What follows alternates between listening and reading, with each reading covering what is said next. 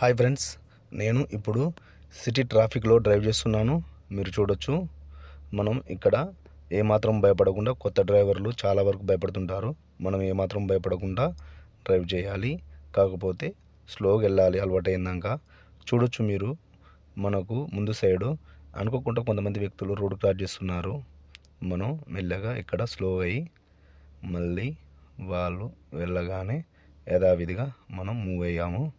మీరు చూడొచ్చు,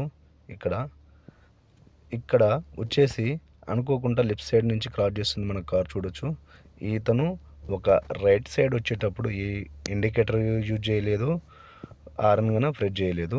ఇలాంటప్పుడు మనకు వెహికల్స్ తగిలే అవకాశం ఎక్కువ ఉంటుంది. మనము ఆ తప్పు మనం మాత్రం చెయ్యొద్దు.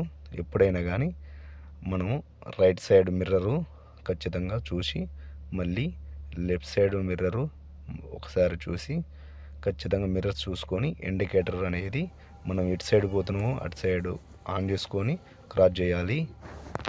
అలాగే మనం ఇక్కడ వచ్చేసి చూడొచ్చు, మీరు ముందు సిగ్నల్స్ కాడ చాలా క్లోజ్గా ఉంటాయి వెహికల్స్. ఈ వెహికల్స్ అనేది సిగ్నల్స్ పోగానే సడన్గా మూవ్ చేస్తుంటారు. మనం ఏమాత్రం సడన్గా మూవ్ చేయొద్దు. మిర్రర్స్ ఖచ్చితంగా చెక్ చేసుకొని, మనకు దగ్గరికి ఉన్నాయా లేవా వెహికల్స్ అనేది చూసుకొని మూవ్ కావాలి. ఎందుకంటే దగ్గరకు ఉంటే తగులుతాయి. తొందరగా వెళ్తుంటారు హడావిడిగా. మనం ఆ తప్పు చేయొద్దు. కొంచెం అలవాటైందాక మనం నిదానంగా పోవడం చాలా మంచిది. మనం ఎంత నిదానంగా వెళ్తే అంత సేఫ్గా మనం డ్రైవ్ చేస్తాము. సైడ్ మిర్రర్స్ని చూసుకుంటూ డ్రైవింగ్ చేసే అలవాటు మనం ఎక్కువగా నేర్చుకోవాలి. ఈ మిర్రర్స్ అనేది చాలా ఇంపార్టెంట్.